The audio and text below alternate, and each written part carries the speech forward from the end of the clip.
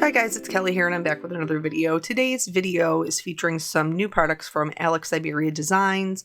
I am using the Peony Blossoms, the Summer Flower, and then, what is this one? I think it's Charming Flora. This one has stencils with it as well. And then I think it's Everyday Essentials is the, why can't I think? Is the, Essential Sentiments, that's what it is, but that is the sentiment set. So before we move any farther in this video, a couple of things. You can do these techniques with stamps. I am just doing them with press plates.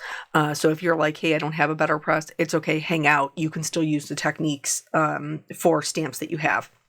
Second thing is, this is part of a YouTube hop. Let me kind of give the little rundown here, and then we will talk about how you can win for the YouTube hop.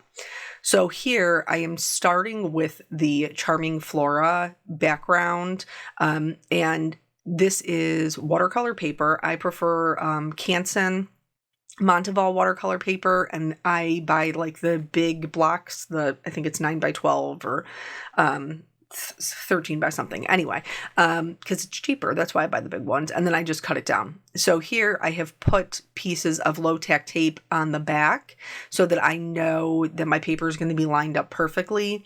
And then you want an ink that is going to be waterproof. So in this case, I am using the Better Press ink from Spellbinders in black, and I'm just going to tap this all over. It's kind of like a tap and twist motion to get it all covered. And then I can flip that lid kind of right back over top of it, run it through my Spellbinders Platinum 6, and we will have a beautiful impression.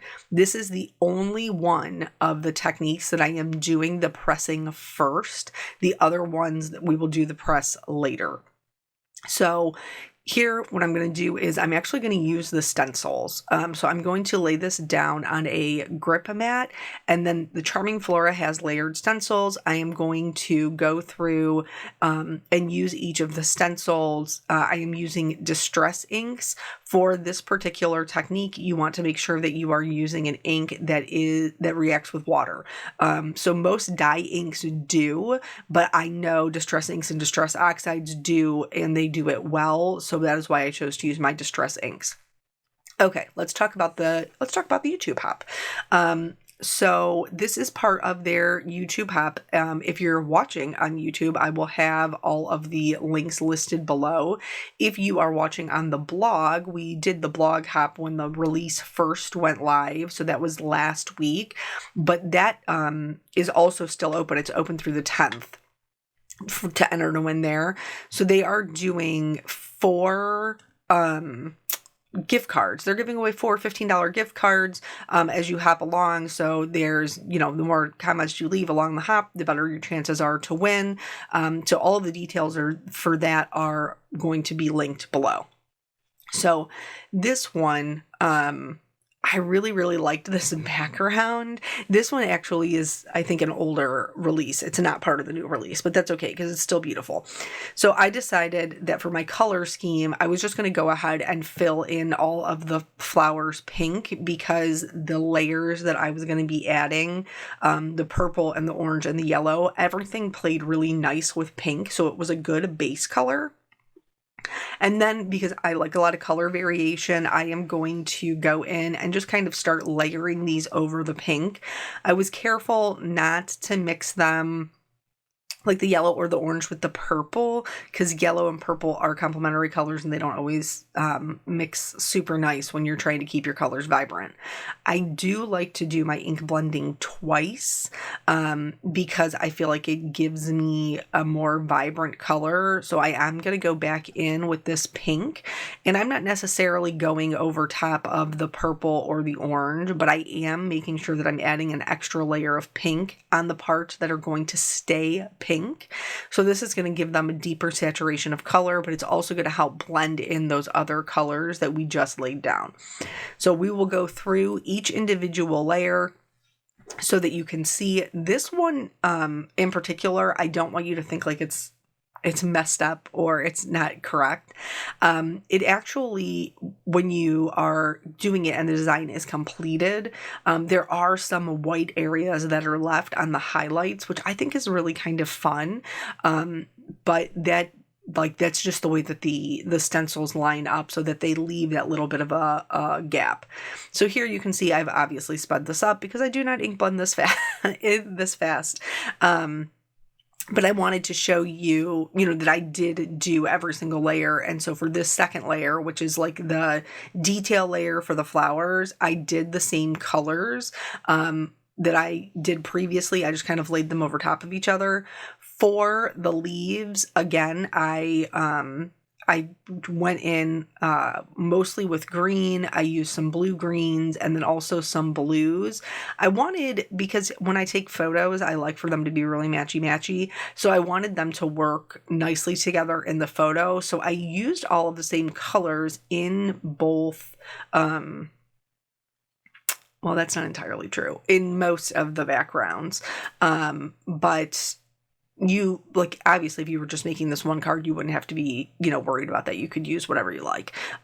So that is the base layer for the leaves. And then this is the detail layer for the leaves. So I'll just be repeating those same colors.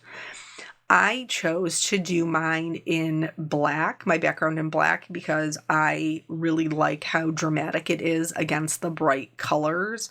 But you certainly could make it a bit softer by switching up and doing different colors.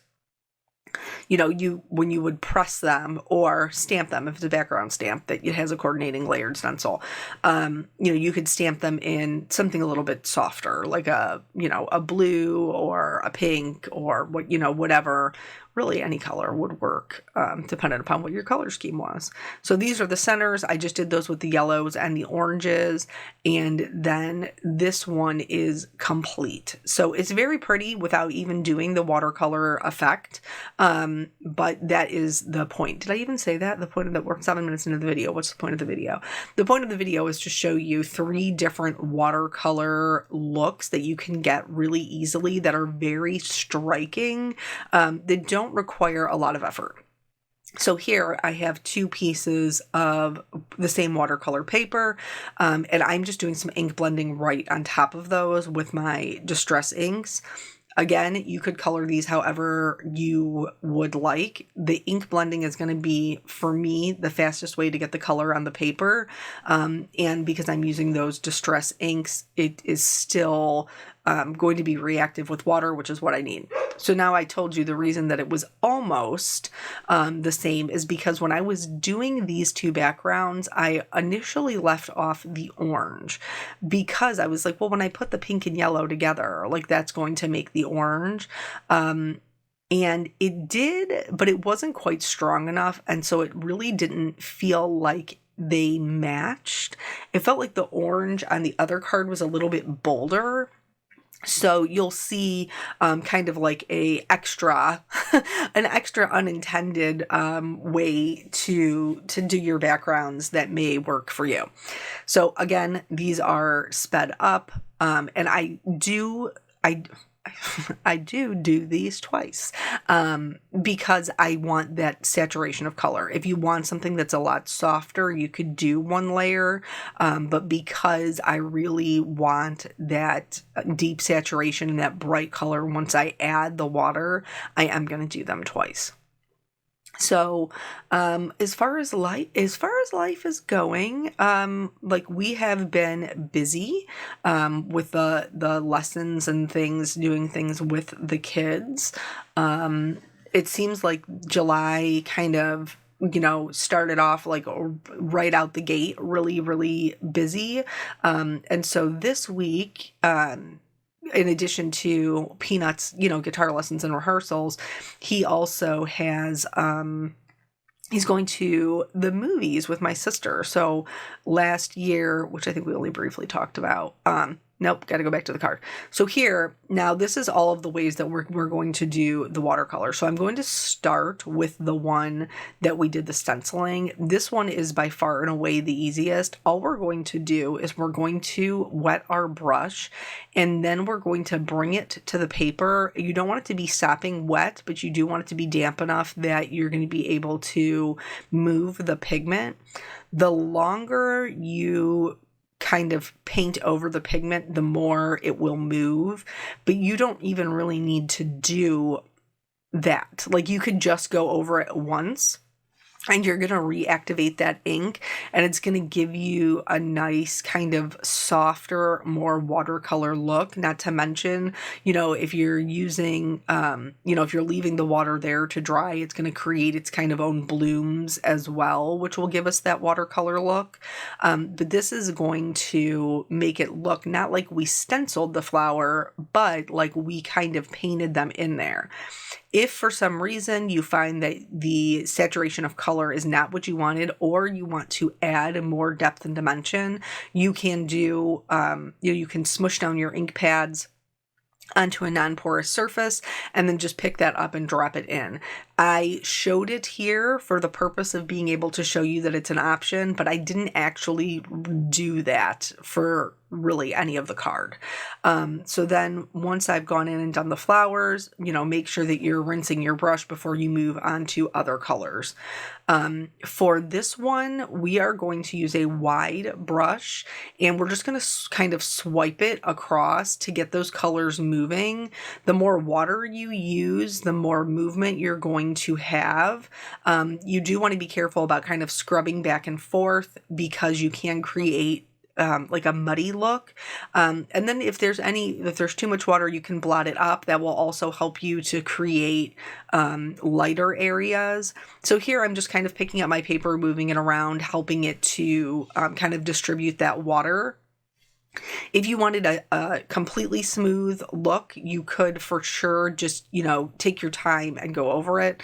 This one, I wanted it to be more textured. Like, I wanted the ink to look like it was more textured to add interest. And so this one I just spritzed it with a mister bottle, and I didn't overspray it. I just spritzed it a little bit so that, we would get those water droplets. I did find that the paper started bowing because it's not taped down. So that's why you see me holding it with my finger, just so that I can get those areas to kind of settle before I bring in my heat tool. You could absolutely wait for these to dry naturally, but I am going to use my heat tool because I am impatient. So I went ahead and dried them. As you can see, it doesn't really have any effect on the texture that's created from the water bottle. The one on the right, like, you can get like I said, a smoother gradient if you take your time and, kind of swipe over it with the larger brush. You could get a smoother gradient if you did the water and then dropped it in. But I didn't want to show that technique. So here, what do we do when we have a background that we don't really love and the color's not really what we want? So once it is dry, this is like the extra bonus one I was talking about.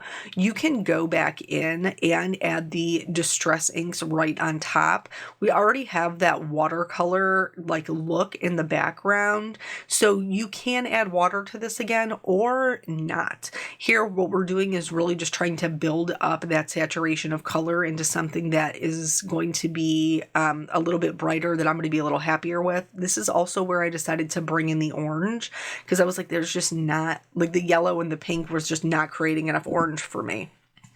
So you can definitely layer these and play around with it, even if you don't like it. Now, what if you're like, Kelly, I don't like the color combination at all, and I have all kinds of buyer's remorse and regrets? Watercolor is super forgiving.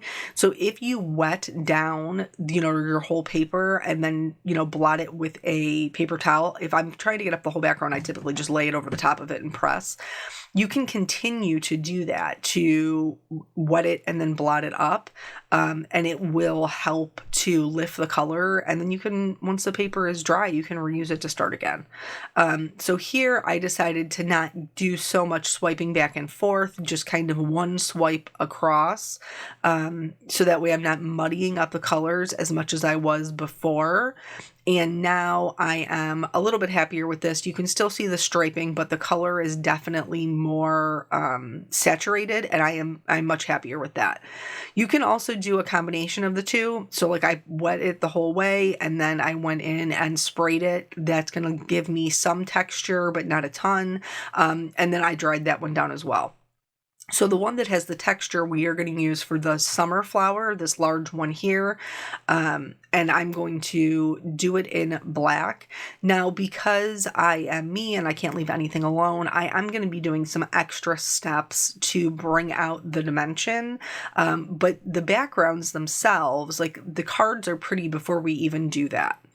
Because I am going to be doing those extra steps, which are going to involve alcohol markers, I am switching the ink that I am using to one that's not just waterproof, but one that is also alcohol ink proof. Now, because I've already done my watercolor, I don't necessarily need the waterproof one, but because I'm not 100% confident I won't want to go back in and fix something, I am not taking any chances and I am using an ink that will do both. In this case, I am using the Obsidian ink from Altenew. So now, once that is all inked up, then I'm going to flip that over. Love, love, love the way this one came out. You know, you can see that kind of soft rainbow in the background with that bold black background. Love it. If you if you have a stamp, you could, a background stamp that has those solid edges, you could stamp that right over. If you have a floral that you're like, I would love to have this outlined, but it doesn't have a solid background, stand by for the next one because I'm going to show you that there's a way that you can do that too. So the Peony Blossoms is beautiful, but it does not have a solid background. And as you can see, as far as we've been going, I have been using the ones that have a solid black background. Here's how you can create one if you don't have a stamp that has a solid black background, but you want one. So this is a lined image. The Peony Blossoms is a lined image. So once I'm happy with where my paper is going to sit, I had a little bit of trouble, probably because I kept reusing the tape, but eventually I did get it. I'm going to ink this up with that same Obsidian ink because I'm going to be using some alcohol markers with this. And then I'm going to go ahead and press it. So I will have rainbow flowers, but I will also still maintain that rainbow background, which isn't necessarily a good or a bad thing. It just depends on what kind of style you are going for. So once that is done, I am going to do my sentiments. This is, like I said, that essential sentiments. I knew that I was going to have that kind of dramatic black background, so I wanted my sentiments to be white on black. Little challenging with the press plates. So I kind of treated it like I would a stamped sentiment. I treated my paper with my anti-static tool and then I inked up the actual press plate with a white pigment ink. That way I could press it into the paper and then hopefully it would still be able to hold some embossing powder. This did work, but not in the same way that a stamp would work because it wasn't completely solid. I'm sure that I could have done it twice and got a better impression, gotten maybe a more solid impression. But I actually thought the way that they came out was super fun. So it does stick to a portion on the inside, but it definitely sticks to all of them on the outside. So like it almost has like an outline image of the letters, like the T and the H and all of that, with just a little bit of white on the inside. So it's not as clean as a normal embossing, but I thought that it gave him a lot of character and I was really happy with them. This one, the die is one solid die, so it cuts all of the sentiments out at one time. Any of the ones that I don't use today, I will just tuck back into my package so that I can use them on other cards in the future. So once I have all those done, I'm going to set them aside. I did choose to trim some of them so that they had a little bit of a border. I do like a framed look. I know that's not the case for everybody, but I do like a framed look. So here, this one is the Peony Blossoms. Here's how we're going to create that solid background. We're going to fill it in. And I understand this is not going to be for everybody, and I totally get it. If this technique is not for you, you can just skip it. I find this to be very relaxing. There's a watercolor artist on Instagram that I watch her reels. Her name is Andrea. She's very talented. But she talks about how she like does squiggles and then she goes in and rounds all the circles because it makes her brain calm. This kind of works the same way for me. Like just going in and finding those negative spaces and filling it in with the black. Again, you could use a different color. The black is just, the most contrast, consequently the most dramatic. So I do typically go in and kind of find the smaller areas first. Then I like to outline my edges. And the last thing I do is fill in the largest portion, which is what you see me doing here. Now, because this was once white paper, I do want to make sure that I take the time to get the edges and color them in black as well. So we're not seeing the white edges from the side of the card. So that is that. Super happy with the way that came out. This one, when I was doing the edges, can you see the top there where my marker slipped right here? Yeah. Slipped and colored black right across my petal. Accidents happen. Nobody's perfect. And I'm going to go in with the colorless blender. I'm going to remove it to the best of my ability. And then I'm going to move on with the coloring. So for this one, I did decide to bring in actual color for the center. So I'm using some golden yellows to fill in the center. But for the petals, I want them to have dimension, but I do not want to cover up that beautiful color that we put down and all of that gorgeous texture. So I am going to shade those with cool grays. I chose cool grays instead of warm grays because most of the colors that are showing through on the petals are cooler, plus they play in contrast to the warmer center. So, we were briefly talking about the summer. So Peanut is, last year, my brother-in-law passed away. He was a huge Superman fan, and part of the new Superman movie, they actually filmed here in Cleveland. So my sister was going to go see it, and she had asked, Peanut if he would like to go with her to watch the movie with her, since obviously Uncle Jerry is not here to do it. And so they are going to the movie tonight, but he also has guitar lessons. So there's a little bit of juggling going around with, picking him off, dropping him off, kind of stuff. And then this week, our Jelly Bean starts dance, which I'm sure she's going to be a little bit of a shy girl when we first go, because she is, but I'm sure will warm up quickly. And I think that she is going to love it. So I am very excited. I'm very excited to see her, kind of explore that. So here, like I said, shading them with the grays, I'm just adding the shadows. I don't want to cover up that color. So I'm going in with that C5 and adding the shadows where one lays on top of the other, or where the places where they're meeting. So definitely a little bit darker, more towards the center of the flower. And then, where there's where it's turned and the petal's kind of up over itself. Then from the C5, I blend it out with the C3, and then finally the C1. Yes, it does bring the brightness down just a little bit, but it adds a ton of dimension that I think is really worth it. And all of the cards that we made, I love them all, but this one is my favorite. So for this one, I just wanted to show kind of a different way to do that. If the grays is not for you, you can go in with regular markers, colored pencils, whatever it is. Or you could even go back in with more watercolor, just like we talked about, like smushing them down to create a palette. You could go, once you have the flowers kind of sectioned off, you could go in and reactivate that and add more color to that. I like markers because they're a bit bolder, but I am going to color them just as they are, like the rainbow.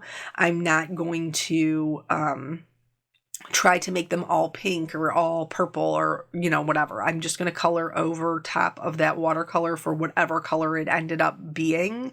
And I'm not completely covering up the watercolor. I'm just kind of adding some deeper shadows and spreading that out. This is another kind of fun way to relax your brain, because you're not coloring it traditionally. You're just very much kind of enhancing the colors that you like as you go, which I think is really kind of fun. I don't usually do this method unless I have watercolor underneath, and it's kind of like, whatever colors underneath kind of gives you permission to play around with colors a little bit differently than maybe you normally would. So, so we have guitar, and then we have her dance class this week. We've been doing a lot of swimming, a lot of swimming, and I have been trying to incorporate a new kind of exercise / diet regime into my life, which anybody who does it knows is like a complete overhaul, and it's usually very overwhelming. But I'm doing the best that I can do, I'm showing up and I am giving it my best effort. I do have, and I'll probably talk about this in a different video, I do have an appointment with a nutritionist coming up, so I am excited to see what they have to say. So here I've picked out all my sentiments. This one with the sunflower, because it goes all the way to the edge, I chose not to give it a frame. So I'm just going to glue it onto the card base once I get it lined up. And this one will be the one that goes edge to edge because of the way that flower is. Now, I chose to let it hang off kind of the right-hand side, but you could absolutely make this a landscape card and have it coming up from the bottom or the top. For the sentiments, I am using some black foam strips so that we don't see the white kind of peeking out. These just have maybe like 1/8 of an inch rise, so they're not super tall, but they are tall enough to add a little extra interest, since everything that we have going on right now is completely flat outside of the sentiment. So I am going to put that down, and then I will set that one aside. This one does have about 1/4 of an inch around for the frame, which I think ties in those lighter areas in the flower. They're not white anymore because we did that I'm sorry, it's not 1/4 of an inch, it's 1/8 of an inch. But because we did do that watercolor technique and kind of blend out those bright white highlights,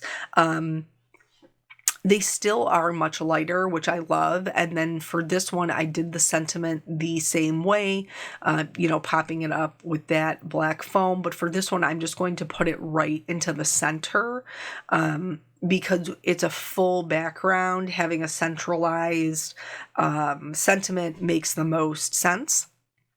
So I'm just going to put that one down, and then this other one is going to be the one that has the 1/4 of an inch border. So yeah, if you are not familiar with Alex Syberia's designs and you are a floral person, highly recommend.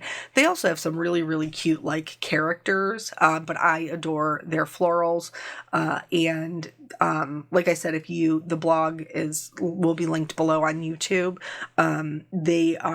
That's open till the 10th, so you have a few more days to get over there and comment to increase your chance to win. And we did an Instagram hop, but I'm not entirely sure what the cutoff date is for that. I will be honest with you, but my Instagram is Kelly Taylor Cards, so you would be able to find that easily and check. So now I'm going to add the shimmers. FYI, this will reactivate your watercolors, so make sure that you are kind of scribbling off your ink if you're traveling from one area to another and you don't want to get one color on top of another. So I did all of the shimmers on the flowers, and then I am also going to do some white highlights. This one especially, I think it makes a huge difference because we have all those rainbow colors. So adding those kind of white highlights helps those, especially the little bits around the center, to kind of come forward and come to life. So I'm adding that where, the lightest areas are, and then also I'm going to do a couple of dots inside the center. I added white highlights to both of the other cards as well, mostly on the petals. Then I am going to add some rainbow kind of rhinestones around each of the sentiments. I was a little bit more generous with some of the colors or some of the cards versus others. It just depended on how the layout was. This one I think has the most rhinestones on it, but I am a person who's like, just, measure your bling with your heart. Whatever makes you happy. And lots of shiny things make me happy. So I added rhinestones to all 3 of them, and then we'll do just like a quick recap. So here is the one that we did with the stencil and then the watercolor. This is the ink blended background and then the textured spritzing, and that one is the one that we did with the ink blending and then the wide paintbrush. So I hope this inspires you to play around with your watercolors and get different looks from your press plates or your stamps, whatever you have. Thank you guys so much for joining me. I always appreciate your time, and I'll catch you on the next video. Bye.